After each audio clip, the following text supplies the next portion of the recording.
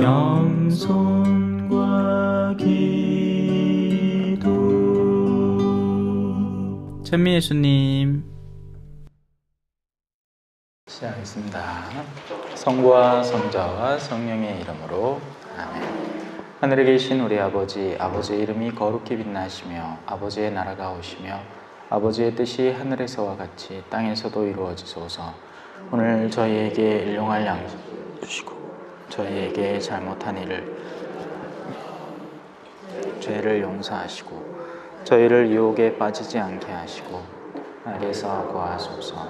아멘. 성부와 성자와 성령의 이름으로 찬미 예수님. 자, 오늘은 마태오복음 14장 13절부터입니다. 5,000명을 먹이시다. 지금 방금 전까지만 해도 이제 세례자 요한에 대한 죽음을 전해받으신 예수님이에요. 그래서 그 말에 이어져 이 말이 나옵니다. 이 말을 들으신 예수님께서는 세례자 요한과 예수님의 유대관계는 실로 어마어마한 것입니다. 우리는 꼭 친구라고 같이 앉아서 이야기를 나누고 있다고 해서 친구가 아니죠. 오히려 이야기 나누다 보면 지 잘난 척 한다고 그 순간에 미친 듯이 싸우고 있는 사람들도 셌잖아요. 그러니까 겉으로는 친한 척하고 이 사람 없으면 안 될 것 같은데 막상 만나서 하는 이야기라고는 지 잘난 이야기, 내 잘난 이야기, 그러다가 속으로 막 싸우는 거예요. 그러면서 또 갈 때는 잘 가래, 나중에 또 보자, 저녁에 전화할게 하고는 속에서 집에 와서는 금방 내한테 뭐 겠노 하면 또 부글부글 대다가 어쩔 수 없이 그 사람과의 인맥이 필요해서 또 만나게 되는 거예요. 왜냐하면 그 사람과 단절되면 또 그 사람의 악이, 지금까지 내가 그 사람에게 까발려 놓았던 그 모든 비밀을 역으로 역습해서 무슨 스타워즈 영화 제목처럼, 그죠? 예. 제다이의 역습처럼 그 제다이 역습 영화에서 죄송합니다. 잘 이해 못하실 것 같다, 이런 문화 코드를. 여하튼 지금까지 쌓아온 공들인 탑이 역으로 무너지는 계기를 마련하게 되니까 이제 겁이 나는 거죠. 그래서 진정한 친구라는 건 서로 멀리 떨어져 있어도 같은 길을 가는 사람, 서로 삶의 영역이 완전히 다르더라도 같은 취지로 일을 하는 사람, 그 사람들이 진짜 친구가 됩니다. 그리고 그런 사람은요, 아무리 멀리 떨어져 있고 마치 이 사람과 내가 전혀 만날 이유가 없을 것 같은데 어느 날 만나서 한 3분이라도 이야기를 나눠보면 그 내면의 진실함을 서로 이해하는 사람, 그 사람이 진짜 친구예요. 근데 우리는 이제 인맥이 목마른 사람들처럼 그 돼지 지엄나무 열매라도 찾아먹는 둘째 아들처럼 동네를 떠돌아다니면서 어떻게든지 나하고 좀 친해주 하고 구걸하고 다니는 거죠. 근데 그런 사람들이 주는 건 진짜 친교가 아니에요. 여러분을 이용해 먹는 거죠. 근데 참 안타까운 현실이 많죠. 그런 사람들하고 같이 앉아가지고 끼기도 싫은 술자리에 껴가지고 막 진흙탕 같은 이야기에 몸을 담고 나오면 마음이 더 어지러워지는 건 뭐 느껴보는 사람 느끼는 거잖아요. 못 느끼는 사람 죽어도 못 느끼더라. 계속 재밌대, 그런 게. 그런 허무맹랑한 만남, 그런 게 너무 재밌대요. 차 한잔 시켜놓고 남편 3시간 동안 씹는 그런 모임이 너무너무 재밌대. 나도 어쩌겠어요. 그 사람들 그 사람 길 가는 길 가는 거예요. 자기들은요, 제가 오늘 내일 복음을 해설하면서 말씀을 드렸지만 자기들이 행하는 게 어떤 열매를 맺는지 알고 행합니다. 만약에 몰랐다면 벌을 덜 받을 거예요. 우리가 복음을 전해야 한다는 것, 우리가 하느님의 말씀을 주변에 전해야 한다는 것, 우리가 의롭고 올바른 사람으로 거듭나야 한다는 걸 모르고서 그 길을 안 가는 사람은 없어요. 알면서도 의지적으로 안 가는 겁니다. 왜? 이쪽이 아직 더 재밌기 때문에 그래요. 누군가에 대한 험담을 하는 것, 사랑하는 것보다 미워하는 게 쉬워서 그걸 선택하는 거라고요. 그러니까 그러다 보면 훗날 우리는 이런 말을 듣게 됩니다. 주님으로부터. 네 입에서 나온 그 말로 너를 심판하겠다라는 말을 우리가 듣게 되는 거예요. 왜냐하면 우리가 아는 겁니다. 우리의 말이라는 건 우리의 생각에서 나오는 거예요. 우리의 생각이라는 건 우리가 인지하고 있는 어떤 요소인 거죠. 이대로 살면 안 된다는 것을 알고 또 이렇게 이쪽으로 나아가야 된다는 것을 안다는 겁니다. 우리 안에. 그들이 말씀을 못 들었습니까? 들었습니다. 세상 끝까지 다 들었습니다.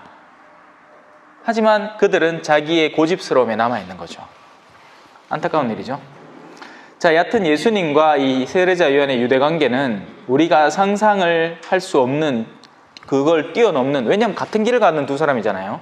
다만 한 사람은 구약의 마지막 예언자로서, 다른 한 사람은 새 시대를 여는 새로운 아담으로서 그 길이 똑같습니다. 누구에게 가닿겠어요? 두 사람의 길이 최종적으로? 한번 맞춰보이소. 세례자 요한이 최종적으로 어디 가겠어요? 그렇죠. 하느님에게 가는 거죠. 네. 자, 그 말은 뭐겠어요? 이 세상을 살아가는 사람 중에는 하느님을 최종 목적으로 정하지 않은 사람들이 세고 셌다는 겁니다. 자신의 위신, 자신의 건강, 자신의 돈, 결국 자기 자신을 섬기는 사람들이요. 그 사람들이 바로 우상 숭배자들인 거죠. 하느님이 나에게 어떤 것을 원하시는가는 아랑곳하지 않는. 여러분, 어떤 이 사람에게서 만약에 이게 이 사람의 몫이에요. 이걸 억지로 빼앗아서 무언가를 할 수 있습니다. 성당에서 막 억지로 돈 내라, 기부해라. 왜 술자리에서 신부님이 돈 있는 사람 뭐 이번에 신학교 때 얼마 좀 내서, 그래 그 사람이 울며 겨자 먹기로 내지 않습니까? 내고 싶어 내요? 아니죠. 지금 앞에 있는 신부가 본당 사목구의 주임 신부니까 그 사람하고 우에서 잘못 걸려가 술 먹다가 그 신부님이 내라 하니 눈치가 보여서 내는 거지, 아니면 원래 냈어야죠. 맞죠? 이 사람은 원래 낼 마음이 없었던 사람이에요. 그걸 억지로 냈단 말이에요. 그럼 낸 게 아니에요. 내긴 냈죠. 내긴 냈지만 낸 게 아니야. 그래서 어떤 경우에는 뭐 예를 들어 신학교는 예외지만 자기가 뭔가를 내고도 계속 자기 시선이 거기 머물리는, 저거 예를 들어서 본당에 얼마나 그 이름 적어놓고 막 생쇼를 하지 않습니까? 그 사람들은 계속 그게 자기 거라고 생각하는 거예요. 하나님에게 바쳐진 무엇이라고 생각하지 않는 거죠. 여기에는 아주 교묘한 게 숨어 있습니다. 여러분, 분별을 잘 하셔야 돼요. 그런 걸 내지 말라는 게 아니에요. 내되 정말 기쁜 마음으로 사심 없이 내라는 거예요. 내놓고 지 거라고 생각하지 말고. 아니, 우리가 가진 것 중에 하느님이 허락하지 않았으면 가질 수 있는 게 뭐가 있습니까 도대체? 애시당초 태어날 때 손가락 없이 태어났으면 공부를 왜 할 낀데 글을 어떻게 적으려고요?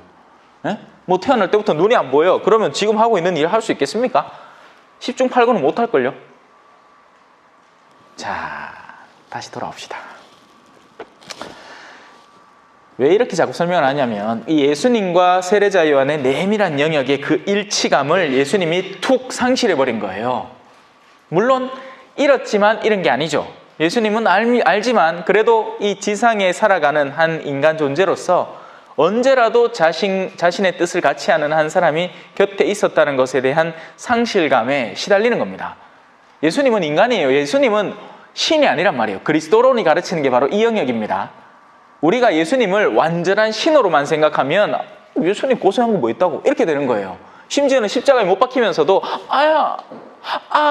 살살 박아고 뼈 밑에 그 피해가 연기했다는 거지. 그럼 그분의 고통이 어떤 의미냐는 거예요. 그분의 고통은 여러분들이 지금 느끼는 추위가 다가올 때 옷을 껴입는 고통, 더위가 다가올 때 조금이라도 시원한 그늘을 찾아가는 그 고통, 누군가 마주쳐서 말을 하는데 그 사람이 적대감을 드러낼 때 내 내면에 심정적으로, 감성적으로 느끼는 그 고통, 이 모든 것들을 아우릅니다. 그래서 그분의 고통이 의미가 있는 거예요. 그러지 않고 그분은 완전체라서 돌띠 같아요. 마지막 아하 반야하라 해서 아무 감정도 없어. 무슨 쌍욕을 해도 그 고마 착하게 사소 하고 그렇게 넘어간 사람이 아니란 말이에요. 그분의 심정은 더 인간적이어서 더 섬세하고 아주 예민한 반응에 시달리는 겁니다. 근데 사람들은 그걸 이해 못하는 거죠. 이해하려고도 생각지 않고 우리는 전부 다 우리 자신에게만 매여 있잖아요. 그죠?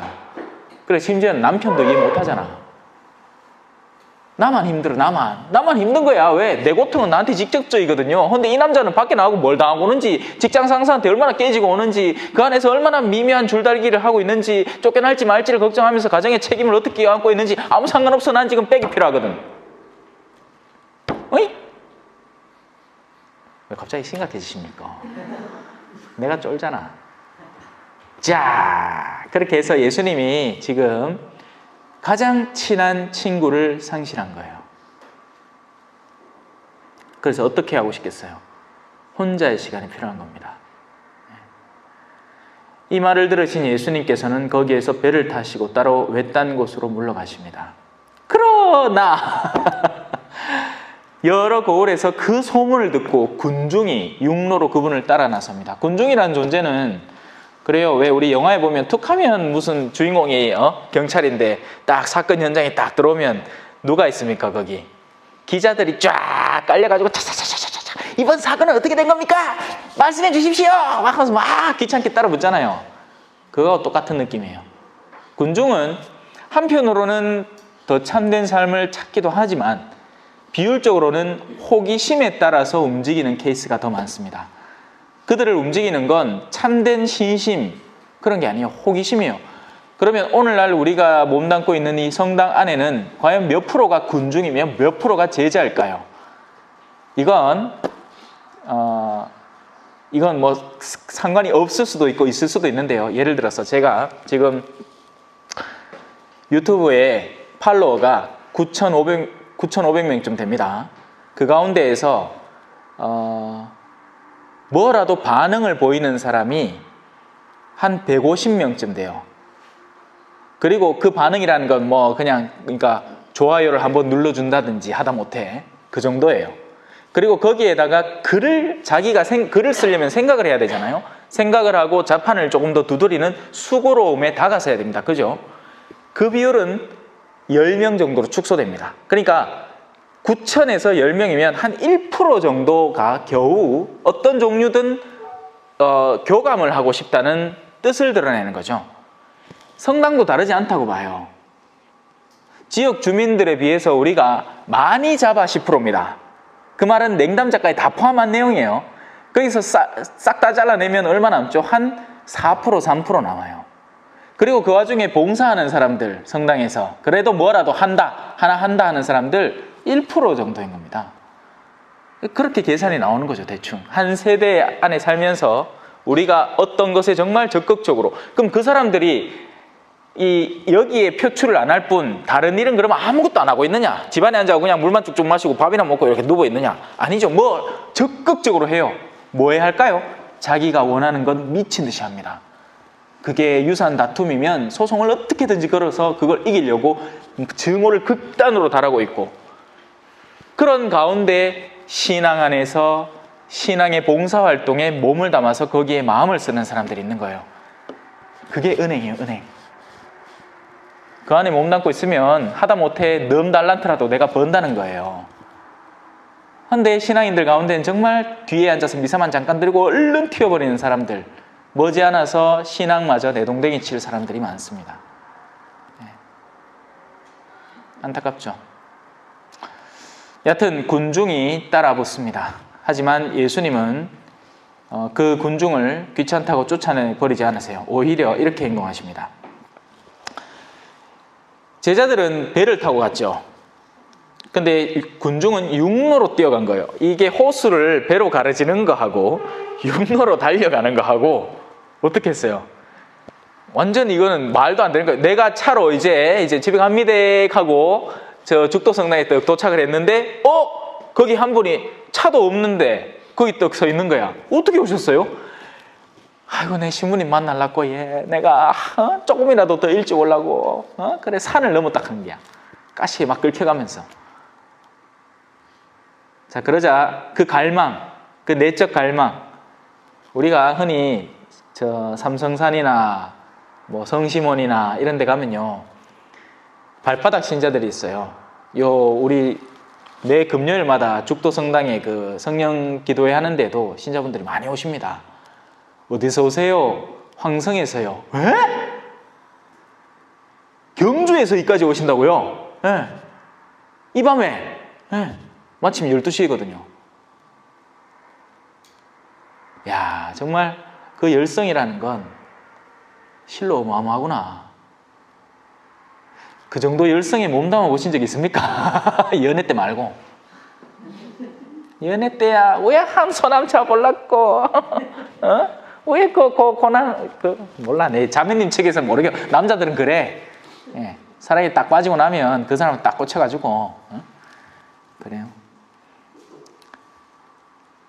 자, 여하튼 예수님은 그런 군중의 모습을 보십니다. 그리고는 가엾은 마음. 이게 진짜 자선의 근거가 되는 영역이에요. 가엾은 마음. 내가 뭔가를 꺼내서 줬다고 해서 자선이 되는 게 아니에요. 억지로 줬을 수도 있습니다. 아까도 얘기했지만. 정말 신앙학교를 준비하는 그 교사들이 안쓰러워서. 신부님은 그런 마음이겠죠. 보좌 신부님은 아는 거야. 이 교사들이 그걸 어떻게 준비하고 있는지. 그래서 조금이라도 더 먹이고 싶은데 지 월급이 없네. 쪼들을 꺾고 있는 거 벌써 다 미겠어. 교사들 올 때마다 뭐 맛있는 거 사주고 또 그 늦게까지 남아있는 아들 또 데리고 가고 맛있는 거 사주고 이거 할 게 벌써 없는 게야. 그러니까 이제 어르신들한테 가고 어르신요 좀 도와주소 하면 그걸 내는 거지. 그것도 펀치 좋은 보좌가 그래 합니다. 내 같은 보좌는 그래도 뭐해. 펀치가 없거든. 오 가신다. 내가 이래 수업 맨날 하고 말 잘하겠네. 평소에도 말 잘할 거 없죠. 평소에 말 안 합니다. 제가 펀치가 없었어요. 그래서 우리 동기 신부들 중에 와 진짜 펀치 좋은 친구 저 지금 경주 평화성당 지자동에 있는 지자성당에 있는 이혁수 신부 같은 그 친구 옛날에 건천성당에 있었습니다. 얼마 전에 요번에 바뀌었어요. 펀치 좋습니다. 예. 저는 그런 펀치가 없더라고요. 근데 나중에 생각을 해봤는데요. 장단이 다 있어요. 저 같은 사람도 필요하고 속으로 다시 되새기고 숙고하고 명상해내서 그에 대한 합당한 결과물들을 꺼내서 사람들을 이끄는 데 쓰기도 하고 또 그런 친구들은 그 외향성으로 지금 그러니까 이 힘들어져 있는 가세가 기울어져 가고 있는 공동체를 그 친구는 또 그만의 특유의 외향성으로 사람들과의 그 친화력과 친근력으로 막 끌어당기는 겁니다. 예. 달란트가 다 다른 거죠. 물론 달란트만 다르진 않아요. 그 중에는 옳고 그름의 문제도 존재합니다. 분명히. 마냥 외향적이라고 다 옳진 않아요. 그 외향성을 진짜 자기 건강을 해치고 상대의 가정을 파탄시키면서 그렇게 자기들끼리 우리가 남이가 넌 남이지 원래. 남이에요 그 사람들. 왜냐하면 진짜 우리가 있기 때문이죠. 그 우리부터 챙겨야 그 다음 우리가 되는 거지. 가정이 무너져 가고 있는데 여와갖고 우리가 남이가 하고 있으면 뭐합니까? 맞죠?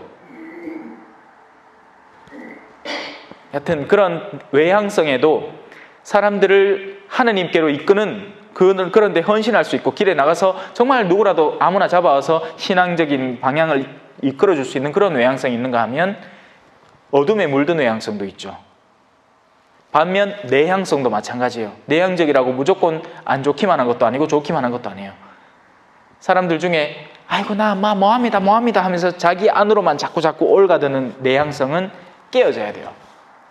균형을 맞춰야 된다고요. 내향적일 때는 얼마든지 내향적이어도 돼요. 마리아의 역할을 담당하고 있을 때는 주님의 발치 앞에서는 말씀에 귀 기울이세요. 하지만 그렇게 귀 기울이고 난 뒤에는 어디로 가야 될까요? 외향성을 향해서 또 나가야 되는 겁니다. 우리가 신앙을 갖고 있다는 것의 장점은 심리적인 한계성을 극복해낸다는 데 있어요. 그게 신앙의 장점이에요. 심리적인 한계성에 집착하는 사람은 나는 이래서 저거하고는 다르기 때문에 원래 이렇게 사는 게 맞아 라고 거기에 고착화되어 버립니다.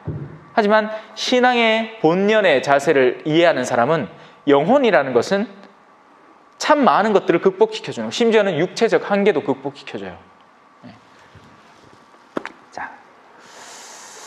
예수님께서는 배에서 내리셔서 많은 군중을 보고 그 가엾은 마음, 동정심이 드셔서 그들 가운데 있는 병자들을 고쳐주십니다. 물론 육체의 병을 당연히 고쳤겠죠, 기본적으로는. 그리고 그것 때문에 수많은 사람들이 왔을 거고요. 하지만 병의 차원은 육체에만 국한되지 않는다는 것. 현대인들 중에는 마음병이 얼마나 많은지 모릅니다. 자기가 어디가 아픈지도 몰라요, 어떤 때는. 갑자기 성질이 막 나는데 제일 좋은 핑계 있죠.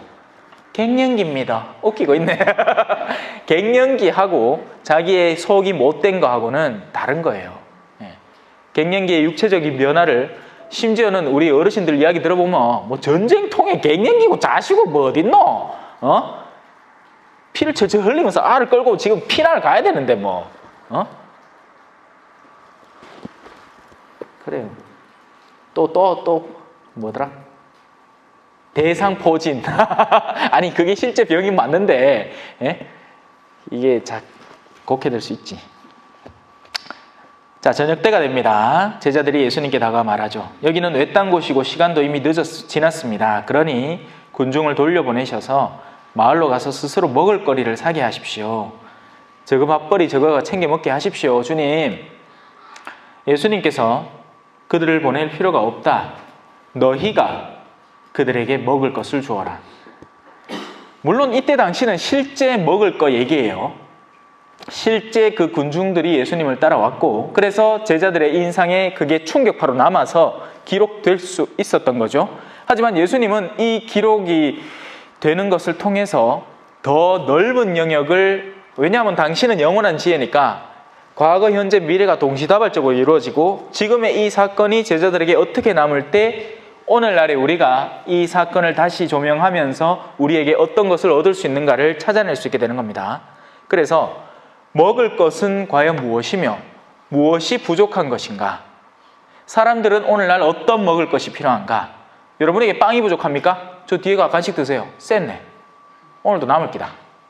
주고에도 안 먹는 거죠. 절대 아니에요. 우리는 이 간식이, 이 먹을 게 부족하지 않습니다. 우리는 뭐가 부족하죠? 사랑이 부족해요.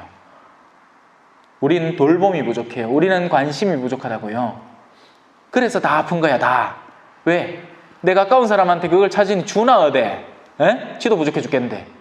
안 그래요? 우리는 돌봄이 필요한 사람들이에요. 근데 그걸 누구한테 받아야 되죠? 스스로 찾으래.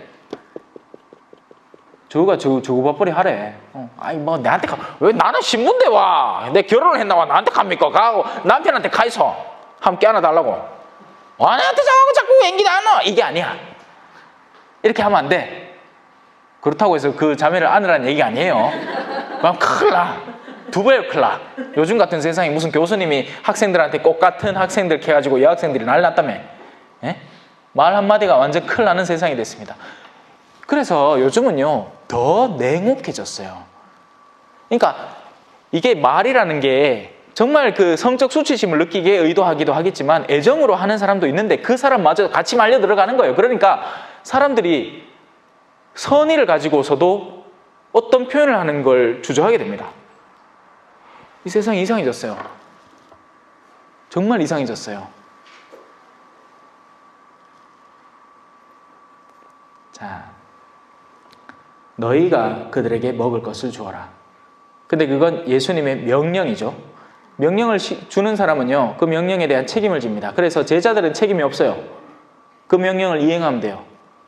그럼 책임은 누구? 예수님이에요. 예수님이 그 사랑을 줘야 돼요. 그리고 주세요. 우리가 못 받아서 그렇지.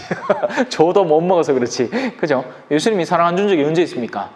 여러분들이 드리는 매 미사 때마다 뭐가 이루어지고 있을 것 같아요? 그냥 신부님이 어디서 꼬운 빵 쪼가리 하나 들고 그냥 쇼하고 자 잡사 하고 그냥 묵고 갈 것 같아요? 아니에요. 예수님이 오는 거예요.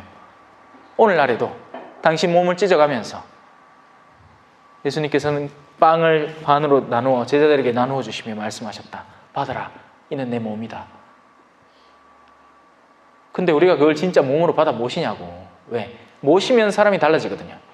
내가 뭔가를 받으면 그게 넘쳐난다는 걸 알면 당연히 다른 이에게 줄 수 있게 돼요.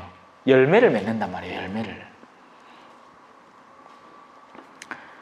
제자들이 이렇게 얘기합니다. 저희 여기 빵 5개하고 물고기 2마리밖에 없는데요. 지금 우리 앞에 있는 사람 5,000명인데요. 지금 제 앞에 있는 거 자난애든 요 차 요거밖에 없는데 목말라 죽겠다는 사람이 지금 이렇게 많은데 어째 줍니까? 라는 것은 비유적인 얘기죠. 우리의 능력치는 한계가 있습니다. 주님, 내 가족만 하더라도 내 남편 내가 먹여 살려야 되죠. 먹여 살린다는 게 내가 돈 벌어서 먹여 살린다는 게 아니에요. 내 남편 보살펴줘야 되죠. 자식들을 내가 서이나 나눠 있게 내가 허폐가 디비지죠. 예? 첫째는 첫째대로 속썩이지, 둘째는 둘째대로, 셋째는 셋째대로. 그러다가 또 우리 시부모님 아직 안 돌아가시고 저 계시지요. 내가 뭐 오해야 됩니까? 내 몸을 5개로 쪼갤까? 내 신부 꼴랑 하나인데 성경, 어제 내가 깜짝 놀랐는 게 우리 동신부님 중에 한 명이 영성신학을 가르쳐가지고 신학교에 있어요. 그래서 저는 고생 많을 것 같아요. 대학교에 신학대학에 있으니까 학생들 가르친다 얼마나 고생이 많겠노, 그죠? 아이고야, 고생 많지. 수업은 얼마나 하노? 가있긴 해. 한 주에 2개 한다 하더라.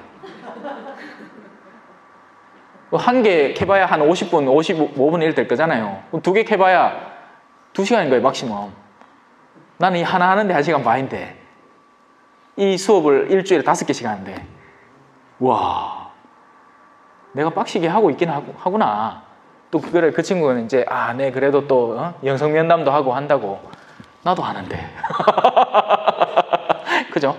금요일 성령 그거 미사 때마다 1시간 동안 성사 주는데, 걷다가 또 왜 인천에서도 오고, 얼마 전에 부산에서도 오고, 또 울진에서도 오고.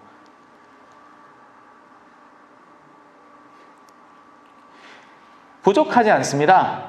받질 못해서 내가 없다고 느낄 뿐이죠. 우리의 사랑은요, 부족하지 않습니다. 아니, 뭐 제가 그래서 투덜대는 게 아니라, 제가 그 정도의 이 달란트를 벌어들이고 있구나 하는 것을 새삼 느꼈다는 거예요. 아니, 그 친구는 그 친구대로 정말 빡시게 하고 있죠. 열심히 하고 있고. 또 내가 모르는 대학교 내에 다른 이 행정적 업무라든지 뭐 그런 것들도 산재에 있겠죠. 시험도 쳐야 되고, 그것도 검사도 해야 되고, 그죠? 다행히 저는 숙제 요렇게도 아무도 안 해와가 다행이지만 읽을 필요도 없어. 뭘 적어와야 있지. 예. 그래요. 저희는 여기 빵 5개와 물고기 2마리밖에 가진 것이 없습니다 하고 말합니다. 예수님께서는 그것들을 이리 가져오너라 하시죠. 군중에게 풀밭에 자리를 잡으라고. 그 노래 뭐지? 야훼는 나의 목자시니 나는 아무것도 아쉽지 않네. 푸른 풀밭 시냇가에 쉬게 하사 나의 심신을 새롭게 하네. 잠깐만, 우리 몇 시에 자겠죠? 2시. 27분밖에 안 지난 거구나. 벌써 넘었나 싶어가 깜짝 놀랐네. 자, 그래서 그 장면을 연상케 하는 부분이죠. 주님께서 우리의 목자가 되시니 그분이 우리를 이끌어 주시고 어떤 풀을 먹어야 하는지, 어떤 풀을 조심해야 되는지, 또 어떤 맑은 물을 마셔야 마땅한지를 기꺼이 이끌어 주시는 겁니다. 우리는 그런 양들이에요. 그리고 양들 가운데서도 통통이 살찐 감독 양들이 따로 있어요. 그 중에 하나 얘 있고, 일로 와서 드세요. 요거 드세요. 성경 오해하지 말고 그 나쁜 풀이야. 성경을 자구적으로 해석하면 멍청하게 됩니다. 여기로 오세요. 이 빵 사건, 5,000명의 사건이 의도하는 것은 바로 뭐다? 미사입니다. 오병이어의 그죠? 그래서 성전의 상징성으로 툭하면 그 모습이 나오죠. 빵 2개하고 물고기 5개 놔둬놓고, 그죠? 아니, 빵 5개하고 물고기 2개 놔둬놓고 그림을 그리든지 상징을 표현을 합니다. 일종의 미사의 예형인 거죠. 자, 이제 예수님이 하는 모습을 보면 더 확실하게 돼요. 빵 5개와 물고기 2마리를 손에 들고 하늘을 우러러 찬미를 들이신 다음 빵을 떼어 제자들에게 주시니 제자들이 그것을 군중에게 나누어 줍니다. 사람들은 모두 배불리 먹죠. 그리고 남은 조각을 모으니 12광주리에 가득 차게 됩니다. 12, 완전이라는 숫자죠. 삼일체라는 3이라는 숫자와 동서남북이라는 사방이라는 숫자가 합쳐서 만방에 펼쳐지는 완전함. 먹은 사람은 여자와 아이들 외에도 남자만도 5,000명가량이었다. 여성과 아이, 이 은총의 길은요, 더 드높은 데서 이제 낮은 데로 펼쳐갑니다. 아이, 그리고 여성도 그 질서 안에 포함되는 거예요. 그래서 이걸 이해를 잘해야 됩니다. 이게 그래서 니놈들이 더 낫다 이건 아니에요. 이만큼, 그러니까 위치적으로는 무언가가 수여되는 위치에 있지만 책임감으로 치면 여가 제일 무겁고 그 다음에 여기고 그리고 여기입니다. 장단이 다 있다는 거죠. 책임. 이거는 뭐라고 할까요? 이거는 능력. 이게 하느님이 조성하신 질서예요.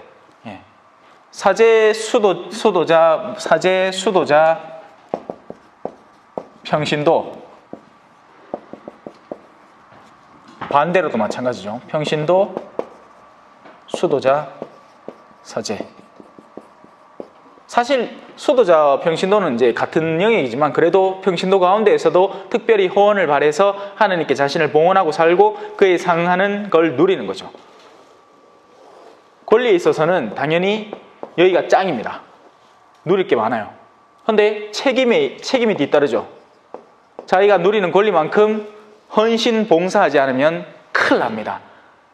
너희는 많은 것을 얻었으니 그만큼 더 내어놓아야 한다. 이 사람들은 조금만 해도 어마어마한 걸 얻게 돼요. 내가 내 남편만 잘 돌봐서 마지막 순간에 대세를 받게 만들고 하늘 아래에 보내도 이 사람 땡 잡은 거예요. 근데 이 사제는 자기에게 영향을 받는 사람들, 그 사람들을 일생 동안 만날 사람들이 뭐 한 10만 명이라고 칩시다. 넉넉 잡아가지고 본당마다 한 몇천 명씩 있고 뭐 그 외에도 그 사제라는 이름 때문에 거기에 길 가다가 마주치는 수많은 사람들, 이 목에 로만 칼라를 보고 뭐라도 영향을 받을 사람들까지 다 합쳐서 뭐 한 10만 명인데 그 가운데서 한 4만 명 구했어요. 자기 본당에서 열심히 사목해가지고. 근데 나머지 6만 명에 대해서는 그냥 중립적인 상태야. 근데 이 평신도는 자기 가족들 4명 가운데 3명 있는 거 천년성체 다 시키고 신앙인 만들어놨어. 그리고 남편 하나 비신자인 거 미친듯이 노래가지고 결국에는 죽기 직전에 항복하고 신앙인 만들었어. 그럼 뭐 4명 중에 4명 한 거야. 누가 땡입니까? 이 사람이 장땡이야. 작은 일에 충실하였으니 나와 함께 고을을 다스리자. 이렇게 되는 거죠. 이 신부락 해갖고 목에 로만 칼라만 쳐다봐도 사람들이 거룩하게 봐줄 사람인데 술 먹고 깽판지인 거예요. 신자들 후들 까고. 그러면 큰일 나. 그런데 그런 사제를 보면서도 그 중에 한 1만 명은 그래도 아이고 신부님인데 하면서 또 따라댕기. 하지만 자기가 원래 구해야 될 사람이 이만큼이었기 때문에 오히려 낮은 사람이 되는 거죠. 감 잡히지요? 우리 수녀님은 중간에 딱 끼갖고 설명 안 하고 넘어갈란다. 얘도 마찬가지예요. 이제 무슨 말인지 알겠죠? 남성성의 강인함이 존재하는 건 사실입니다. 그 근육의 능력이라든지 이성에 대한 어떤 능력, 합리적인 사고를 하는 영역에 있어서는 훨씬 감성에서 덜해서 일을 분별 있게 할 수 있고 처리할 수 있어요. 여자가 그렇지 않다는 게 아니에요. 여성 중에서도 퍼센테이지적으로 일부 그런 사람들이 존재할 수 있어요. 있고 실제 감성보다 오히려 이성적인 면이 활성화될 수도 있습니다. 하지만 전반적인 면에서 통상적으로 이렇게 해서 가도록 주어져 있어요. 반면 책임은 반대죠. 정반대죠. 여성의 몸 자체를 보면 알 수 있습니다. 뭔가 강인한 일을 할 수 있도록 근육으로 다져진 몸이기보다는 가슴과 자궁이 있고 일단 임신이 잉태라는 역할에서 반드시 누군가의 보호를 필요로 하는 존재로 변할 수밖에 없는 시기가 다가오는 거죠. 그러는 동안 남자들은 그 강인한 육체로 자기의 젊음을 소비해가면서도 다른 어떤 영역을 지키도록 파견받는 거고요. 근데 이게 오늘날 이게 이렇게 설명을 하면 그 사람이 이상한 사람이 돼요. 원래 그런 건데 글쎄 모르겠어요. 제가 이상한가요? 네? 여러분들이 잘 생각하세요. 뭐 근데 저는 여러분들의 의견은 뭐 모르겠습니다. 저는 성경을 바탕으로 그렇게 하는 거니까요. 왜 굳이 이렇게 나누냐 말이죠. 왜냐하면 그때 당대에 여성과 아이들보다는 이 남자를 주로는 인구에 모았습니다. 요즘도 왜 우리가 족보를 따질 때 그죠? 원래는 그렇게 하잖아요. 근데 이제는 달라졌지. 여성도 자기만의 고유한 성을 가질 수도 있고 이제 그런 면들이 늘어났죠. 우리나라가 상당히 발전한 사회예요. 어떻게 보면 한편으로는. 근데 이제 너무 뭐랄까 선이 없죠. 자, 그래요. 그래서 그 5,000명 가량의 사람이 결국에는 다 먹게 되었다. 남자만도 5,000명이었으니까 더 많은 사람이란 얘기예요. 그때는 또 아이들도 많이 낳았으니까 잽이 안 되지. 자, 미사의 은총은 충분합니다. 여러분도 작정을 하고 다른 이에게 복음을 전하겠다라는 마음만 먹으면 돼요. 그러면 그때부터 예수님께서 여러분들에게 은총을 나누어 주십니다.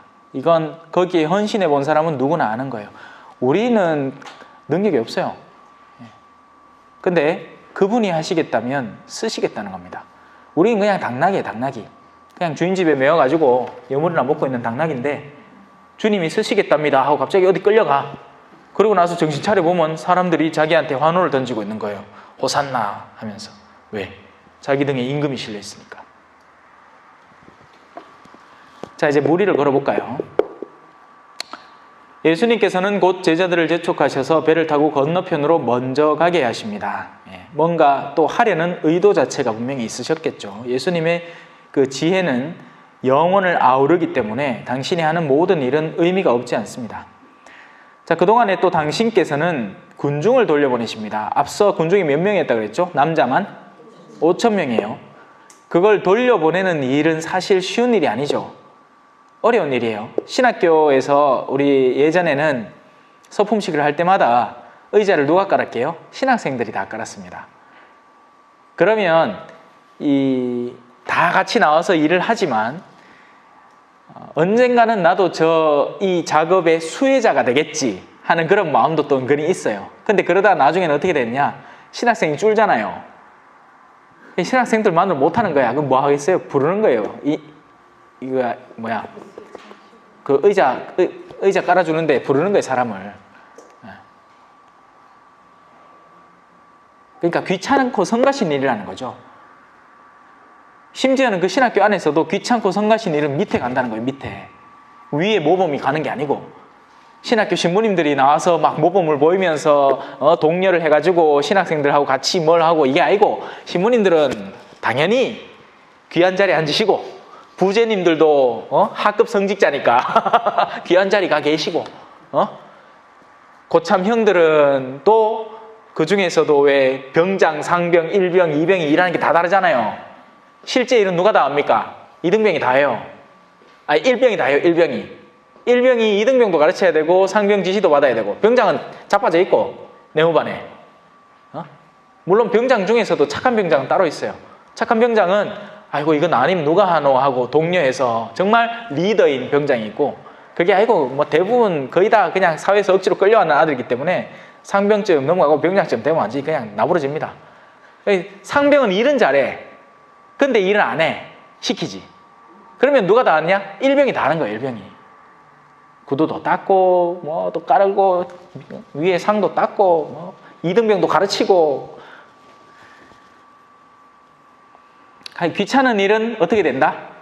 제일 만만한 사람에게 내려가는 겁니다. 근데 예수님은 거꾸로 행동하고 계신 거죠. 제자들을 배를 타고 먼저 건너편으로 보내서 좀 쉬라고. 왜냐하면 일이 계속 밀려들잖아요. 그러는 통에 예수님은 군중을 당신이 직접 돌려보내는 거예요. 일일이. 이제 집에 가시라고. 아이고 이제 됐다고. 다음에 또 돌아올 테니까 걱정 말고 집에 가시라고 일일이 설득시켜 돌려보내시는 겁니다. 자, 그렇게 군중을 돌려보내신 뒤에 예수님께서는 따로 기도하시려고 산에 오르십니다. 우리 예수님은 기도하시는 분이에요. 그럼 우리도 기도해야겠죠? 양이 중요한 게 아니에요. 기도의 진실성이 중요합니다. 만약에 예수님이 양으로 기도했다 한다면 이렇게 기도 못했을 거예요. 제자들에게 그러니까 군중에게 가엾은 마음을 먹거나 이러지 않았을 거라고요. 근데 기도해야 된다. 가! 기도해야 된다! 이렇게 됐을걸? 하지만 예수님의 기도는 충실성의 기도이기 때문에 그 양과 시간이 중요하지 않은 겁니다. 자, 그렇게 산에 오르십니다. 높은 곳에. 기도를 하기 위해서는 여러분 높은 곳으로 가세요. 물리적으로도 높은 영역, 그러니까 따로 떨어질 수 있는 영역, 골방이라는 영역이 있으면 더 나아요, 당연히. 그래서 일상생활 안에서도 바쁜 중에 시간을 내서 피정을 가보는 것 좋아요. 예. 뭐 아니면 그냥 산이라도 오르든지 산에 오르면서 기도하면 되니까. 심리적으로도 조금 떨어져 있어야 된다. 안정을 추구해야죠. 그래서 그걸 도와주는 어떤 명상요법 이런 것들을 배우죠. 근데 그 하다가 사람들이 엉뚱하게 요가로 떡 넘어가가지고 허야야야야야 하고 앉았지. 그럼 막 우주의 에너지가 지한테 몰려오는 것처럼. 여러분, 요가는요, 물론 현대인들이 뭘 요즘은 열정적으로 하질 않아요. 애시당초에. 그래서 괜찮은 것 같아 보이긴 하지만 그래도 조심하는 게 맞습니다. 네, 조심하는 게 맞죠. 왜냐하면 그 동작들 자체가 추구하는 바가 있거든요. 그냥 하는 게 아니에요. 그 동작들이 정말 그냥 우리 근육을 잘 알고 근육을 한다면 물리치료사를 찾아가야 돼요. 그러면 그 물리치료사는 근육의 위치를 알아서 어떤 영역이 어떻게 뭉쳐 있는지를 알고 그걸 풀어주는 걸 하는 거지, 요가는 수행 방법입니다, 여러분. 이거 사람들이 착각을 하는 거예요. 요가를 운동이라고 생각하는데, 운동을 하려면 정말 이 헬스장 가서 PT를 받든지 퍼스널 트레이닝, 물론 거기서 요가 하지. 나 참말로 환장하겠다. 정말 스트레칭을 하려면 몇 군데만 제대로 풀어주면 그냥 시원해요. 요가는 수행을 하기 위한 거예요. 어떤 그 요가라는 것이 추구하는 게 이런 거예요. 뉴에이지 사상입니다. 만물 안에 신이 깃들어 있다는 거죠. 그래서 그 만물과 소통을 한다는 거예요. 그래서 막 태양도 쳐다보고, 막 땅도 대지도 이렇게 느껴보고, 뭐 이런 거야, 개념이. 그래요. 저녁 때가 되었는데 혼자 거기 계십니다. 그 전날 이미 이제 밤을 하루 새웠을 것이고, 그 다음 아침부터 해서 군중 돌려보내는 작업을 하고, 이제 그 다음에 또 저녁이 되었겠죠. 배는 이미 이제 시간이 그럼 밤이란 얘기입니다. 밤. 일부러 환경을 조성하죠. 그렇게 밤이라는 시간을. 그리고 간식 먹고 합시다. 드시고 오세요. 시간적 배경을 어두운 때로 만들어 놨습니다. 어둠의 시간. 지금은 화나니까 우리가 잘 볼 수 있고 서로를 느낄 수가 있고, 또 이제 날이 갑자기 추워졌지만 온기도 느낄 수 있고, 그렇죠. 근데 어둠의 시간은 춥고 어둡고 우리를 밝혀주는 빛이 없어서 어떤 길을 어떻게 가야 하는지 모르겠고 혼돈스럽고 혼란스럽고 충격적인 시간입니다. 성경이 의도하는 시간이 바로 그런 거예요. 아침이 밝아오는 시간은 이제 빛이 우리를 어슴푸레하게 비추면서 우리를 진리로 이끄는 시간을 말하고, 우리가 예비자 때 이 교리를 배우면서도 사람이 다양하잖아요. 제가 사수성당에 있을 때도 예비자 교리를 하면서 느꼈지만, 처음부터 정말 배우려고 오는 사람이 있는가 하면 마음이 전혀 없는 사람이 사실 보입니다. 시작부터요. 말 그대로 싹수가 노랗다고 하죠. 근데 그런 사람이라고 배척할 수 있을까요? 기회를 계속 줘야 되는 거예요. 왜냐하면 세례를 받는다고 해서 끝나는 게 아니에요. 사람들이 세례를 줄 때 잘 줘야 된다, 뭐 이런 얘기를 하는데, 세례를 잘 줄 수가 없습니다, 사실. 모든 성사적 활동이 다 비슷해요. 만약에 정말 완벽하게 준비된 사람이 미사 오라 하면 짜들어 몇 명 올 것 같아요? 우리나 갈 수 있겠나? 우리 맨날 이 생각, 내 아직 준비 안 돼, 심의도 갈걸? 그냥 가는 거야. 가갖고 또 사랑을 입고 또 사랑을 입으면서 이제 나중에 그게 이제 훗날에 한탄스러움이 되는 거죠. 조금만 더 일찍 알았더라면, 이 은총을 내가 조금만 더 적극적으로 받아들였더라면 정말 수많은 것이 달라졌을 텐데. 그래요. 여튼 완벽하게 준비된 시간이란 존재하지 않습니다. 모든 것이 때예요. 언제면 내가 성화될까요? 지금부터. 언제가 아니라 지금이에요. 지금 우리가 돌이키고 뉘우치고 하느님께 회개를 할 때 거룩함의 길이 시작이 됩니다. 자,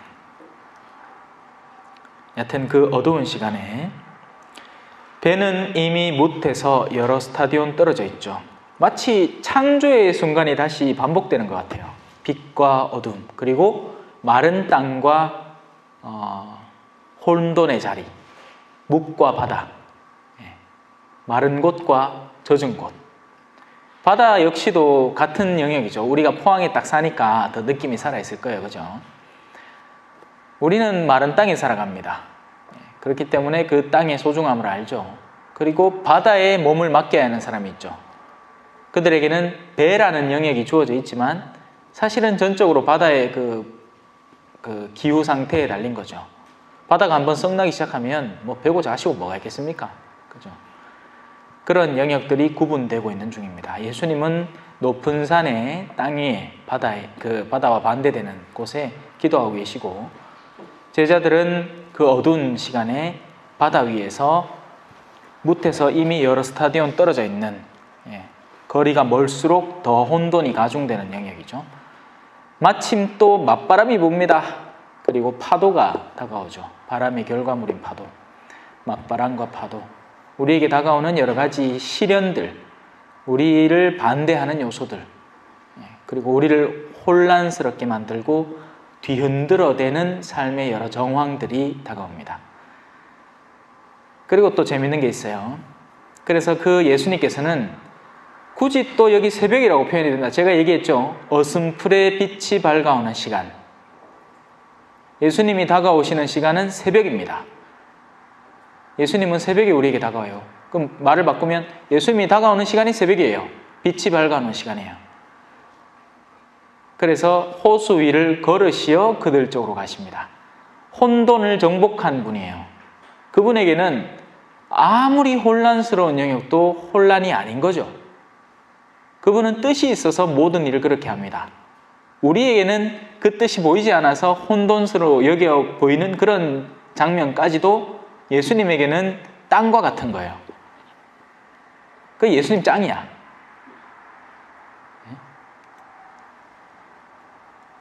근데 우리는 그 혼돈 속에서 어떻게든지 배를 좀 더 키워보려고, 어차피 밴데 내가 사는 집을 좀 더 큰 집으로, 남편 사업을 좀 더 승진하게, 자식들을 서울대 가게, 이렇게 계속 만들고자 노력을 합니다. 무의미한 짓이죠. 정말 굳건한 분에게 매달릴 줄 알아야 되는데. 근데 더 웃긴 게 있어요. 자, 제자들이 예수님께서 호수 위를 걸어오시는 것을 보고 아이고 주님이 오십니까? 아이고 얼마나 기다린지 몰라요가 아니라 유령이다! 이 어슴풀의 새벽에 자기에게 다가오는 진리의 빛을 두고 사람들은 기꺼워하거나 즐거워하거나 반기거나 좋아하는 게 아니라 역으로 더 두려워하는 거예요. 예수님이 우리 삶에 개입하는 그런 손길과 영역을 두고 우린 더 겁을 내는 겁니다. 남편하고 이미 파도가 진행됐어요. 남편의 맞바람이 진행이 됐고 나라는 배가, 나의 영혼이라는 배가 이미 풍랑에 시달리고 있습니다. 그런 가운데 예수님이 우리한테 손길을 내민다는 게 남편 더 사랑해봐라 이렇게 되는 거야. 유령이다! 뭐 말도 안 되는 소리를 하십니까? 사람 진짜 막 허패 뒤집어지는 거 보실라요? 유령이다! 결혼하겠대. 지금 나이가 60 넘어갔고 이제 각방 이미 쓰고 있고 별간지는 벌써 까마득한데 뭐 이런 사람 많이 해. 결혼하지. 근데 예수님 다가와서 정신 똑바로 안 차립니까 이 자매? 뭔 소리 하십니까? 하니까 그 말 듣고는 유령이다! 하는 거야. 자기가 추구하는 삶의 방향과 전혀 다른 지침과 가르침이 나가오는 거예요. 요르단강에서 7번 씻으래. 나만 보고 유령이다! 지금 이거 밀가루에다가 기름 좀 넣어가지고 과자 만들어갖고 그거 먹고 이제 자식하고 한 입씩 먹고 이제 죽으려고 하는데 그 중에 과자 하나를 자기 다 할래? 유령이다!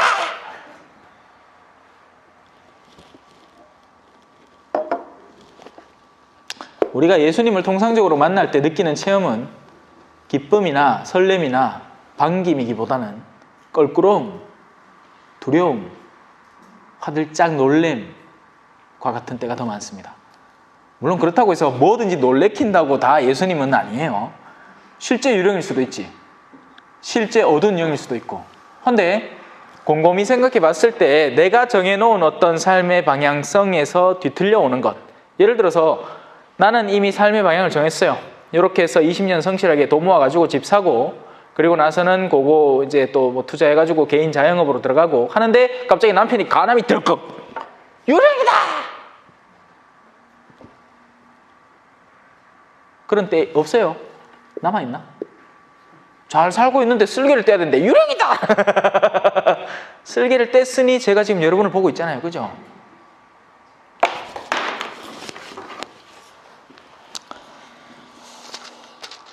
예수님께서는 곧 그들에게 말씀하십니다. 예수님은 끊임없이 위안을 주시는 분입니다. 용기를 내어라.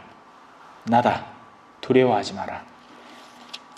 그러자 베드로가 신앙의 으뜸사도 제자들 가운데 그래도 정신이, 그러니까 믿음이 올곧게 세워져 있는 베드로가 그나마 정신을 차려서 주님께 이런 청을 드립니다. 주님이시거든 저더러 물 위를 걸어오라고 명령하십시오. 자, 여기에는 참 다채로운 차원들이 포함되어 있습니다. 베드로는 여전히 두렵습니다. 자기 혼자 힘만으로는 갈 수 없는 길이죠. 사람이 물 위를 걸었다는 얘기를 들어본 적 있습니까? 없죠. 그런데 지금 저 앞에 누군가가 물 위를 이미 걸어오고 있고, 그리고 우리에게 위안의 말씀을 던지는 걸 봐서 그분은 주님일 것이 틀림이 없어 보이긴 하지만 일단 절더러 그 물 위를 걸어오라고 명을 내리고 나는 그 명에 또 순종해 보겠다라는 거예요. 일종의 인간으로서 던질 수 있는 딜인데, 근데 그분을 믿으면서 걸 수 있는 딜인 거죠. 그냥 그분을 시험하는 게 아니에요. 하느님을 시험하지 말라고 하죠. 하느님을 시험해서는 안 돼요. 그런데 내가 믿음을 두는 가운데 그분에게 이런 것들을 청해 볼 수는 있는 겁니다. 이게 구체적으로 개인 삶에 어떻게 적용이 되느냐? 저는 대답할 수 없어요. 몰라요. 왜? 개인의 삶의 영역 자체가 완전히 다 다르기 때문이죠. 그 사람이 얼마만큼 정말 예수님에게 신뢰를 두고 이런 딜을 걸고 있는지. 주님, 저 이번 사업만 성공시켜 주세요. 안 될 것 같은 사업인데. 근데 어느 정도로 그분께 내어 맡기고 있는지가 문제가 되겠잖아요. 지금 잘 따라오고 계신가 모르겠다. 저 혼자 가는 건. 자, 그래서 이 베드로의 입장을 이해를 하십시오. 주님이시거든 저더러 그 말도 안 되는 행위를 하게끔 일단 명령이라도 해보십시오. 일단 당신의 명령이 들리고 나면 해보겠습니다. 예수님께서 오너라 하시죠. 베드로가 배에서 내려 물 위를 걷습니다. 그리고 예수님께 가죠. 거센 바람이 불어와서 베드로의 믿음이 산상조각 났어요. 거센 바람을 보고서는 자기가 이미 물 위를 걷고 있다는데 집중하지 못하고 다가오는 거센 바람에 쓰러지는 인간의 현실. 이미 신앙생활을 시작했음에도 초창기에는 선뜻 자신의 의지를 내어 맡겨서 성큼성큼 걸어가다가도 또 다가오는 어떤 거센 바람의 시련, 나에게 다가오는 생각지 못한 시련. 전에까지만 해도 바람이 동쪽으로 불었는데 갑자기 남풍이 심하게 불면서 내가 이걸 버텨낼 수 있을까 하는 그런 내면의 흔들림이 믿음을 상실케 만듭니다. 우리의 믿음이라는 건 그만큼 약하다는 얘기죠. 강화되어야 돼요. 여러 시련들을 거쳐보면서. 베드로는 그걸 강화시켰죠. 마지막 순간까지 그죠. 예수님, 당신도 갈릴리아 사람을 모른다 카이. 맹세하여 모르. 말투가 똑같은데 예수님도 사투리 쓰지만 당신도 갱상도 사투리구만. 아이랑 함께. 그래놓고는 이제 또 다시 돌아오죠. 물에 빠져들기 시작합니다. 주님, 저를 구해 주십시오 하고 소리를 지르죠. 예수님께서는 곧 손을 내밀어 그를 붙잡으시고 이 믿음이 약한 자야, 왜 의심하였느냐 하고 말씀하십니다. 정말 영원한 생명을 기대하세요. 예! 라고 응답하고 가야 됩니다. 설령 흔들리고 자빠지더라도 영원한 생명에 대한 갈망이 존재해야 돼요. 그것을 조성하신 하느님에 대한 믿음이 존재해야 됩니다. 그런데 어쩌죠? 우리에게 일상적으로 다가오는 작은 시련들이 끊임없이 우리를 뒤흔들어대는 걸요. 이 믿음이 약한 자야, 왜 의심하였느냐?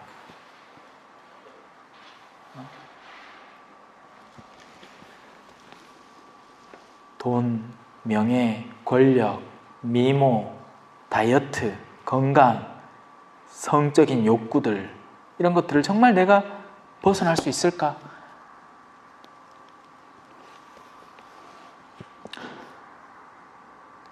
그리고 나서 그들이 배에 오르자 바람이 그칩니다.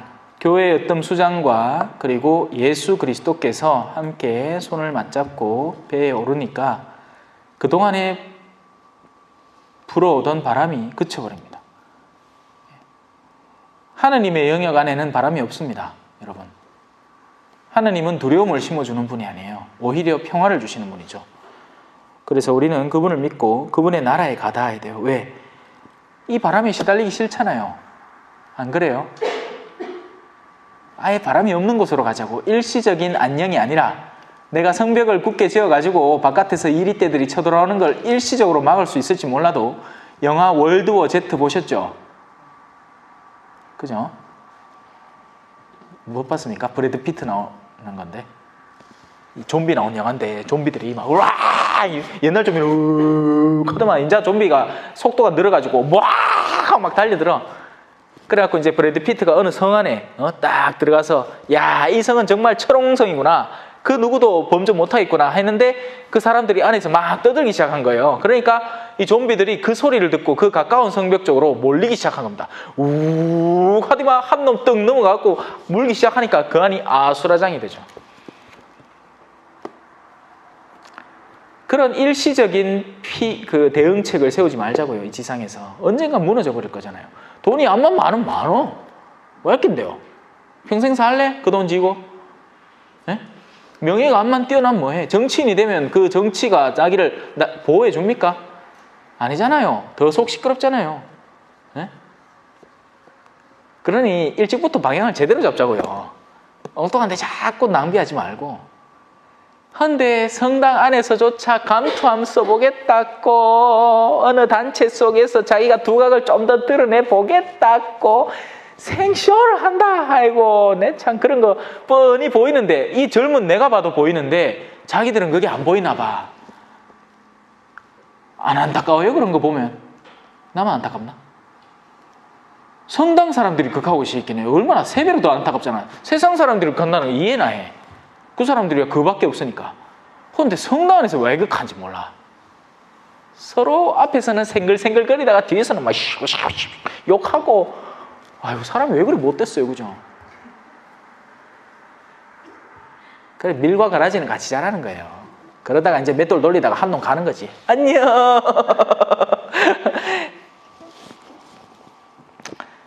배 안에 있던 사람들이 그분께 엎드려 절하며, 스승님은 참으로 하느님의 아드님이십니다 하고 말하죠. 이게 우리의 정상적인 자세와 태도입니다.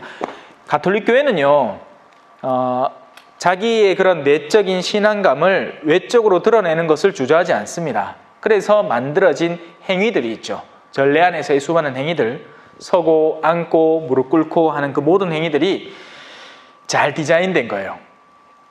원래 마음을 거기 담으라고.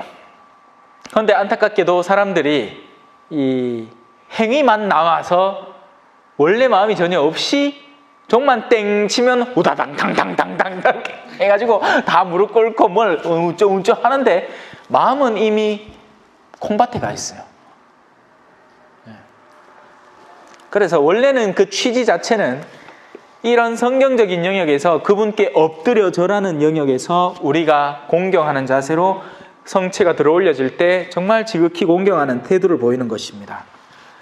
여러분이 만약에 미사 안에서 행동 하나하나 입당 때부터 시작을 해서, 그리고 정말 평화의 기도, 또 정말 전심을 다해서 내 친한 놈하고만 악수하고 하지 말고 정말 누구든지 내 주변에 있는 사람들과 헌신적으로 기도를 하고 평화의 인사를 나누고, 그렇게 한다면 미사 한 번을 잘 드리고 나면 뭐가 채워져도 채워져서 옵니다.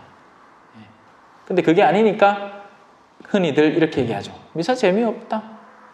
미사는 원래 재미없어요, 여러분. 재밌으라고 하는 게 아니에요. 미사는 제사예요, 제사. 제사 재밌는 적 있습니까?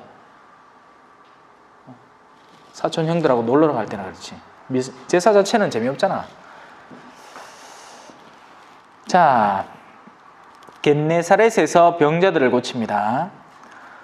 그들은 호수를 건너 겟네사렛 땅에 이릅니다. 그러자 그곳 사람들이 그분을 알아보고 그 주변 모든 지방으로 사람들을 보내어 병든 이들을 모두 그분께 데려옵니다. 그리고 그 옷자락 술에 그들이 손이라도 대게 해주십사고 청합니다. 과연 그것에 손을 댄 사람마다 낫습니다. 겟네사렛 앞에 한번 나오지 않았나요? 더러운 영 쫓아낼 때? 아닌가? 맞죠? 거기 어디지? 겟네사렛 돼지 때 여기 있다. 아니네, 그거는 가다라인들이네. 다시 돌아옵시다. 조상들의 전통에 관한 논쟁으로 넘어가겠습니다. 그때 예루살렘에서 온 바리사이들과 율법학자들이 예수님께 다가와 말합니다. 어째서 선생님의 제자들은 조상들의 전통을 어깁니까? 그들은 음식을 먹을 때 손을 씻지 않습니다. 예수님께서 그들에게 대답하셨다. 너희는 또 어째서 너희의 전통 때문에 하느님의 계명을 어기느냐? 하느님께서는 아버지와 어머니를 공경하여라. 그리고 아버지나 어머니를 욕하는 자는 사형을 받아야 한다고 이르셨다. 그런데 너희는 누가 아버지나 어머니에게 제가 드릴 공양은 하느님께 바치는 예물이 되었습니다 하고 말하면, 이걸 다른 표현은 이제 코르반이라는 법칙이 있대요. 아버지를 공경하지 않아도 된다고 한다. 참 머리 좋죠, 그죠? 예. 너희는 이렇게 너희의 전통으로 하느님의 말씀을 폐기하는 것이다. 위선자들아, 이사야가 너희를 두고 옳게 예언하였다. 그는 이렇게 말하였다. 이 백성이 입술로는 나를 공경하지만 그 마음은 내게서 멀리 떠나 있다. 그들은 사람의 규정을 교리로 가르치며 나를 헛되이 섬긴다. 그러고 나서 예수님께서는 군중을 가까이 불러 그들에게 말씀하셨다. 너희는 듣고 깨달아라.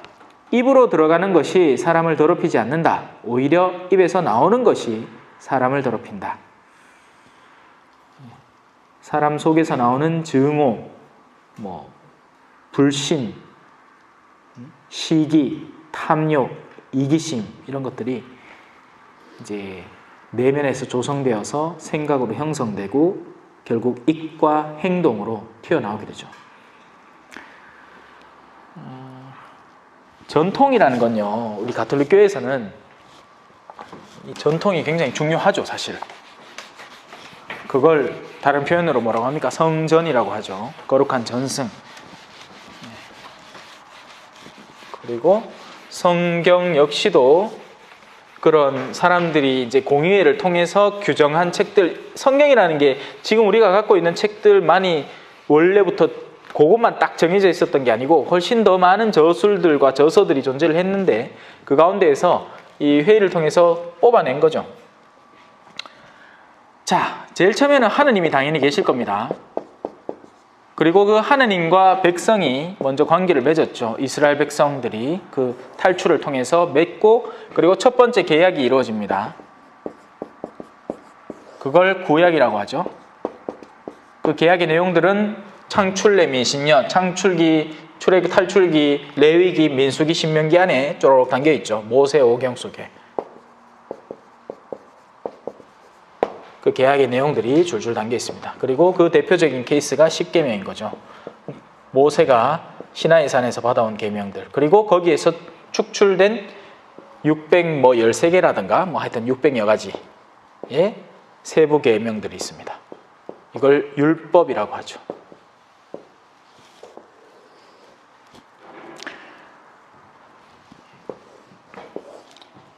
이 관계를 위해서 만들어진 겁니다. 그래서 우선은 이 둘의 이 관계이고, 그보다 더 우선은 하느님의 뜻이 되겠죠. 우선순위가 확실하게 이루어져야 되는 겁니다. 이건 그렇게 해서 생겨난 결과물이고요.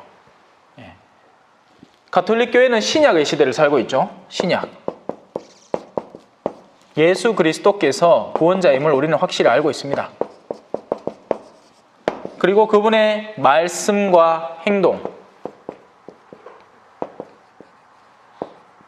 바탕으로 이제 당연히 예수 그리스도를 통해서 하느님으로부터 우리가 구원받았다는 것, 그 새로운 관계, 계약이 이제 이 신약이 되는 거죠. 새로운 계약.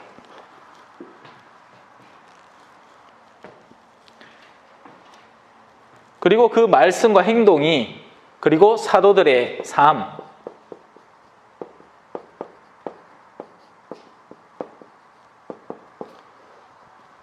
이게 우선됩니다. 성경이 나오기 이전에 이미 이 옛날 계약책은 있죠. 이 모세오경이 이제 옛날 성경이잖아요. 성경. 신약에서 성경 하면 바로 이걸 말합니다. 모세오경과 수많은 예언서들, 시편들, 기타 등등 구약에 있는 책들. 그리고 그 가운데 개신교는 7권을 받아들이지 않죠. 예. 이건 히브리어로 쓰여지지 않았다 해서 옛날에는 배추출됐는데 우리는 이걸 정경으로 받아들이고 개신교에서는 받아들이지 않습니다. 마카베오서 이런 책들, 요즘 나오는 책들. 예. 그리고 그 사도들의 삶에서 성경 목록이 정해지죠. 당연히 성경이 의도하는 바는 예수 그리스도와 우리 안의 관계, 새로운 약속을 굳건하게 하는 것이고, 그리고 그 새로운 약속을 굳건하게 하는데 도움을 주는 구약의 약속들, 여기에서도 이 새로운 약속에 대한 예언이 얼마든지 깃들어 있으니까. 그리고 사람들의 기본적인 삶. 사실 우리가 구약이라고 하면 무조건 배척해야 된다고 생각하는데요. 전혀 그렇지 않습니다. 구약의 내용 안에서도 본래적인 것을 곡해한 게 너무 많아요. 예를 들어서 뭐 전쟁사다. 그러면 전쟁이 일어나잖아요. 그러면 이제 요즘 사람들은 그냥 하느님 잔인하네 이렇게 하고 생각하고 끝내버립니다. 하지만 이 구약에서 일어나는 전쟁의 근본적인 의미는 하느님의 뜻이 백성에게 수용되느냐 안 되느냐에 따라서 그 결과가 완전히 달라지는 다툼의 영역입니다. 오늘날 우리는 전쟁을 벌이고 있지 않죠. 현실적으로는 그냥 남북 간에 대치되어 있는 상태 정도지만 여러분의 삶 자체가 전쟁 아닙니까? 우리가 하느님의 뜻을 수용해서 하나의 존재로 있고 밖에서 밀려 들어오려고 시도를 하는 수많은 외부적인 뜻들과 우리는 일종의 전쟁을 치르고 있는데, 그 가운데서 자신의 순수성, 신앙적 순수성, 요즘 나오는 일독서 내용들이 바로 그런 거예요. 돼지고기 먹어, 안 먹어. 왜? 돼지고기가 의미하는 것이 세속성, 세상의 탐욕, 살 좀 빼라. 내가 살을 빼든 말든 나는 하느님 앞에 떳떳한 존재다. 괜찮다. 니 걱정하지 말고 니 갈 길 가라. 그게 아니고 살 빼라. 맞지? 내 좀 빼야 되겠지? 많이 쪘지? 내 살 빼야 되는데. 음식은 이런 거 먹으면 안 되지. 저런 거 먹어야 되고 막 하면서 그 세속성이 어느새 내 안에 자리 잡기 시작할 때는 우리는 전쟁에서 패하게 되는 겁니다. 자, 그래서 이 신약은 먼저 그 사도들의 삶이 말씀과 행동으로, 또 성인들의 여러 가지 먼저 우리보다 신앙을 살아서 하늘나라로 들어간 이들의 남긴 수많은 것들이 다 여기 포함되어 있죠. 거기에서 거룩한 전승이라고 해서 성전이 이루어지는 겁니다. 그런데 이 거룩하게 이루어진 전통이 마찬가지로 첫 관계를 숨막히게 할 수 있다면, 옛날의 율법이 사람들을 하느님과의 관계에서 도와준 게 아니고 도리어 가로막은 것처럼 똑같은 일도 여기에서 일어날 수 있다는 이야기예요. 실제로 일어나고 있고, 그 점을 우리는 반성하고 생각해 봐야 된다는 겁니다. 어떤 것이 진짜 전통인가? 그 전통이 왜 존재하는가? 그 전통은 어떤 것을 목적으로 하는가? 이런 거 전혀 없이 그냥 성체 녹화 뭐! 와시 뭐! 하면 신부님들 다 나쁜 놈 되죠. 신부님 중에 녹여먹는 아무도 없는데 다 씹어먹지. 바빠 죽겠는데 뭐. 안 그래요? 그래서 그런 얘기를 하자는 거예요. 이 백성이 입술로는 나를 공경하지만 그 마음은 내게서 멀리 떠나 있다. 그들은 사람의 규정을 교리로 가르치면서 나를 헛되이 섬긴다. 이런 일들은 오늘날에도 반복되어서 일어날 수 있다는 겁니다. 원래 제정된 취지는 그게 아니지만 그런 것들을 사람의 규정으로 뒤바꿔 놓을 수도 있다는 거죠. 이런 거 숙제 내도 재밌겠다, 그죠? 내가 요즘 겪고 있는 사람의 규정들, 신앙생활을 더 하느님께 나아가려고 노력을 하는데 숙제를 낼 테니까 적지 마세요. 벌써 쫀다. 아이고. 그런 데에서 해방돼야 돼요. 이 사랑으로 뭔가를 해야죠. 두려움으로 하지 말고. 그것 자체가 그런 규정들을 만들어내는 거예요. 만약에 저서 제가 나쁜 마음 먹잖아요. 야, 이제 먹히는데 하도 숙제 갖고 후드려 팼더만 이제 사람들이 막 숙제 얘기만 나오고 막 듣기 시작하는 거 보이겠네. 야, 요 긴장 제대로 타고 있는데 이렇게 갖고 요걸 나쁜 마음으로 먹으면 그 사람들의 마음을 홀 잡아가지고 내 뜻대로 막 움직이는 거예요. 바로 그런 욕구와 욕심들이 이 지상 안에서 판을 치고 있단 말이죠. 레지오 안에서. 대부대모와 대자대녀 관계 사이에서. 이 사람들이 정말 하느님께로 사람들을 이끌어가는 게 아니란 말입니다. 자기 사람으로 만들고 싶은 거예요.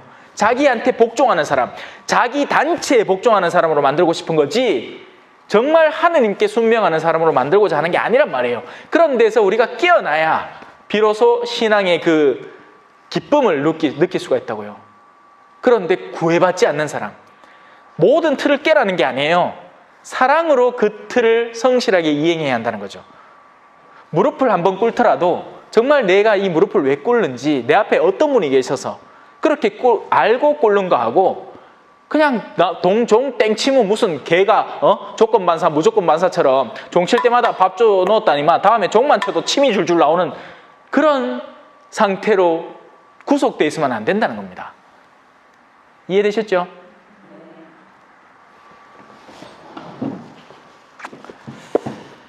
그때 제자들이 예수님께 다가와 묻습니다. 바리사이들이 그 말씀을 듣고 못마땅하게 여기는 것을 아십니까? 왜? 바리사이들은 바로 그런 데 특화된 사람들이거든요. 바리사이들은 바로 그런 사람들을 종용해서 사람들을 잡아서 자기 사람으로 만들고 싶은 거예요. 그래야 자기들이 필요할 때 돈도 제때제때 내고 공약물도 제때제때 내고 자기 월급도 챙겨주고 하니까 안타까운 일이죠. 그러자 예수님께서 대답하십니다. 하늘에 내 아버지께서 심지 않으신 초목은 모두 뽑힐 것이다. 그들을 내버려 두어라. 그들은 눈먼 이들의 눈먼 인도자다. 헌데 눈먼 이들이 정말 제대로 주인을 찾으면 주인을 만날 수 있습니다. 같이 비슷한 쪽으로 눈이 멀어 있기 때문에 그쪽으로 가는 거예요. 어떤 예를 들 수 있을까요?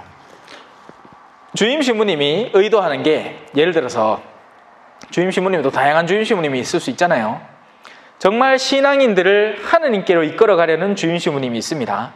그러면 그 밑에 수하 사람들이 감을 잡으면서 우리가 여기에서 이 사람들을 내 사람으로 만들려고 시도를 하다가는 주임 신부님이 경을 치겠구나 하는 감을 잡고 이제 그쪽으로 나갑니다. 다들 그런 같은, 그게 좋아서 하건 억지로 하건 같은 방향으로 방향을 잡는단 말이에요. 가락을 잡게 된단 말입니다. 근데 그러지 않고 반대로 주임 신부님이 세속성이 강화되어 있어요. 이 신부님은 어떻게든지 사람들을, 백성들을 빛으로 이끌어가는 거하고는 전혀 상관없이 자기 골프 칠 시간 좀 더 느리고 술 마시는 것 좀 더 맛있는 거 먹고 비싼 거 먹고 싶은 사람이에요. 그러면 그 날로부터 그 밑에 수하 사람들도 그쪽 방향으로 규정되면서 사람들이 거기 철떡철떡 붙게 됩니다. 신부님에게 맛있는 걸 사줄 수 있는 사람들, 그렇지 못한 사람들로요. 감 잡히세요? 근데 이게 비단 물론 신부님으로 극명하게 드러나죠. 한 본당에서는. 그런데 그게 아니라 한 단체 내에서도 그런 사람들이 많다는 얘기예요. 그래서 빛으로 이끌어가려는 사람은 하느님께서 심으신 초목이에요. 너무나 더할 나위 없이 소중한 사람이죠. 그런데 그게 아니고 자기 목적대로 움직이려는 사람은 하느님이 심으신 게 아니에요. 뽑혀나갈 초목이라는 겁니다. 훗날 참된 빛이 올 때 우리는 어떤 방향으로 하고 있어야 되겠어요? 우리도 같이 빛을 향해서 나가는 방향으로 방향을 바로잡아 놔야 돼요. 여러분들의 내면을 살펴봐야 된다고요. 내가 정말 요구하는 게 뭔가, 내가 정말 갈망하는 게 뭔가, 나는 정말 예수 그리스도에 대해서 올바로 알고 있고 그분이 나를 이끌려는 방향으로 올바로 가고자 하는가, 아니면 그냥 이 지상에서 사람들이 인기나 좀 얻고 내 이만큼 대단한 사람인게 좀 알아봐줘 막 한 그 정도 마인드로 살고 있는 건지, 거기에서부터 방향이 극명하게 갈린다는 겁니다. 자세한 얘기는 생략합니다. 많지만 실제로 일어나고 있는 일들이라서 그래요. 그런 일들은 건드리면 안 돼요. 네. 큰일 나요. 또 제가 짬밥이 안 됩니다. 나중에 나이 한 60쯤 넘어가 회고록, 마진우 신부의 선교 회고록 하면서 이제 막 이야기가 막 나오겠지. 그때 누가 나를 갈겠노, 그죠? 네. 지금 호랑이 새끼를 하나 키우고 있다. 자, 눈머니들의 눈머니 인도자니 눈머니가 눈머니를 인도하면 둘 다 구덩이에 빠집니다. 베드로가 예수님께 그 비유를 저희에게 설명해 주십시오 합니다. 하고 청합니다. 그러자 예수님께서 말씀하시죠. 너희는 아직도 깨닫지 못하느냐? 입으로 들어가는 것은 무엇이나 뱃속으로 갔다가 뒷간으로 나간다는 것을 이해하지 못하느냐? 심지어는 성체까지 마찬가지예요. 우리가 그냥 뱃속에만 집어넣으면 뒷간으로 나갑니다. 성체도 음식이에요. 음식이 형상을 하고 있기 때문에 그 실체가 변한 거지 음식이란 말이에요. 형상은. 그래서 그 형상은 형상대로 몸에 효소작용에 의해서 밀가루 맞아요. 미국에는 글루텐 없는 성체 따로 있어요. 그래서 글루텐 기피하는 사람들은 따로 그걸 줘야 돼. 참 별나다 싶더라 진짜. 여튼 그런데 입에서 나오는 것은 마음에서 나오는데 바로 그것이 사람을 더럽힌다. 마음에서 나쁜 생각들, 살인, 간음, 불륜, 도둑질, 거짓 증언, 중상이 나온다. 제발 여기 있는 적힌 것들이라도 제대로 알고 피할 수 있으면 얼마나 좋겠습니까? 그죠? 근데 도둑질이라고 해서 꼭 남의 것을 내 주머니 안에 집어넣어 놔야 도둑질이 아니라 내가 마땅히 돌려주어야 할 것도 주지 않으면 도둑질이 됩니다. 아내가 남편을 사랑하는데 당연히 내 남편의 몫인 사랑을 다른 남자한테 주고 있으면 그건 영혼의 도둑질이에요. 그런 도둑질들이 많아요. 왜냐하면 도둑질은 말 그대로 도둑질이에요. 남의 물건을 내가 갖고 오는 거죠. 근데 이것마저도 어떨 때는 둔할 때가 있어. 회사에 물건이 많더라. 남는 거 버리더라. 그래서 내 들고 왔다. 뭐 하고? 얘기 안 하고. 도둑질이에요. 그러면 안 돼요. 만약에 정말 이게 내버리는 것이고 쓰임새가 없어져서 버리는 것이고 한다면 주인한테 이야기를 하고 그런 실정을 이거 중에 우리 집에 가서 좀 써도 되겠습니까? 허락이 떨어지면 가져가는 거지 막 가져가면 안 돼요. 도둑질이에요. 다채로운 차원에서 도둑질이 이루어질 수 있습니다. 근데 더 중요한 건 그런 도둑질은 사실 눈에 띄어. 자기도 알아. 그래서 고해서에 찾아옵니다. 나중에라도. 자기가 양심이라는 게 있기 때문에. 그런데 법적이라는 근거 자체로 교묘하게 남들에게 마땅히 돌려줘야 될 몫을 자기가 차지하고 있는 사람들이 있습니다. 흔히 부자들 중에 그런 사람들이 많죠. 자기들은 그걸 도둑질이라고 생각 안 해요. 합법적이기 때문에 그렇죠.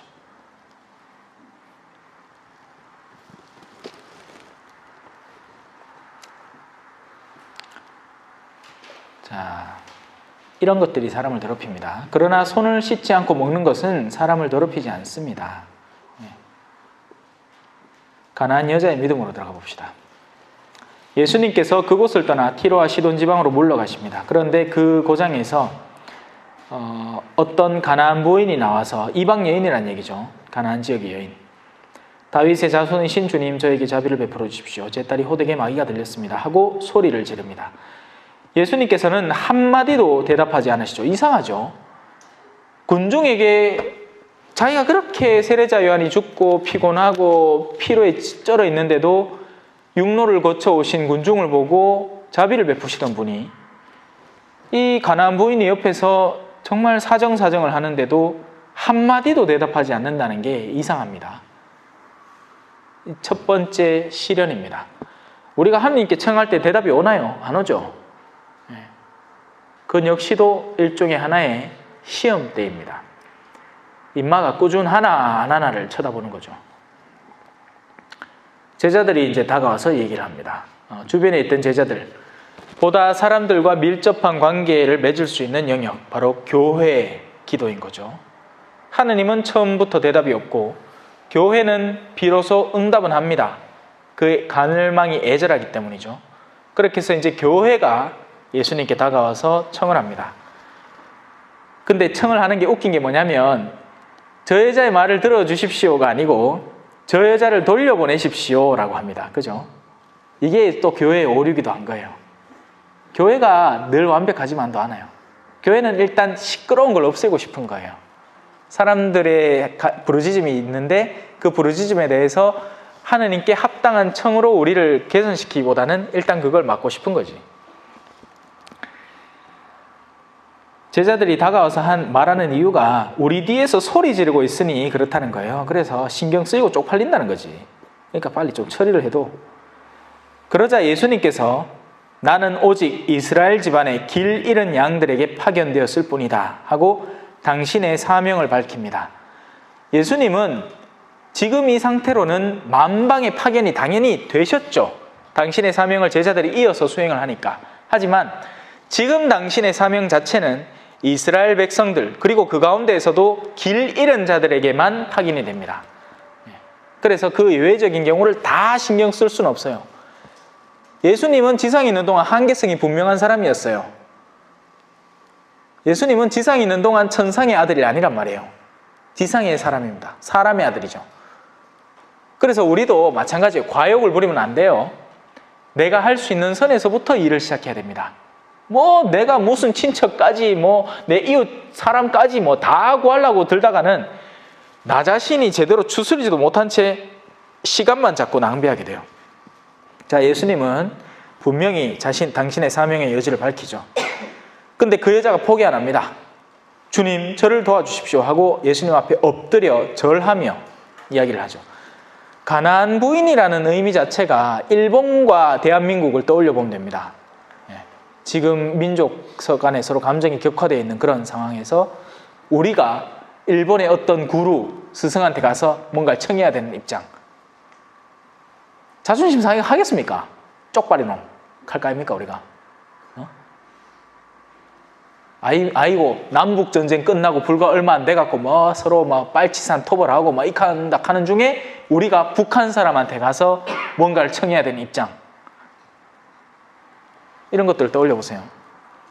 자, 그런데 이 가나안 여인이 예수님 앞에 와서 엎드려 절까지 하면서 주님 저를 도와주십시오 합니다.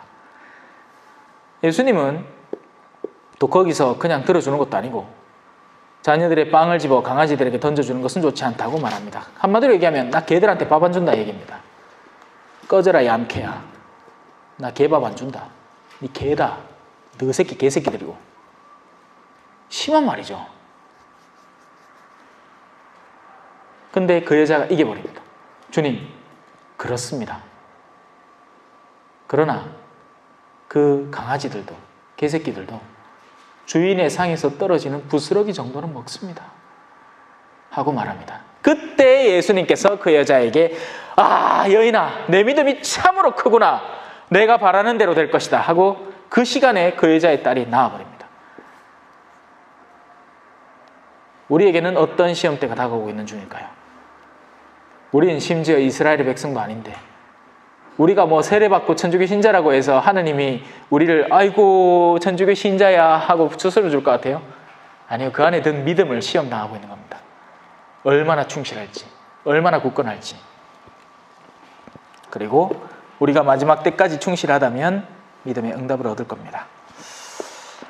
성부와 성자와 성령의 이름으로 아멘. 영광이 성부와 성자와 성령께 처음과 같이 이제와 항상 영원히 아멘. 성부와 성자와 성령의 이름으로 아멘. 수고하셨습니다. 겸손과 기도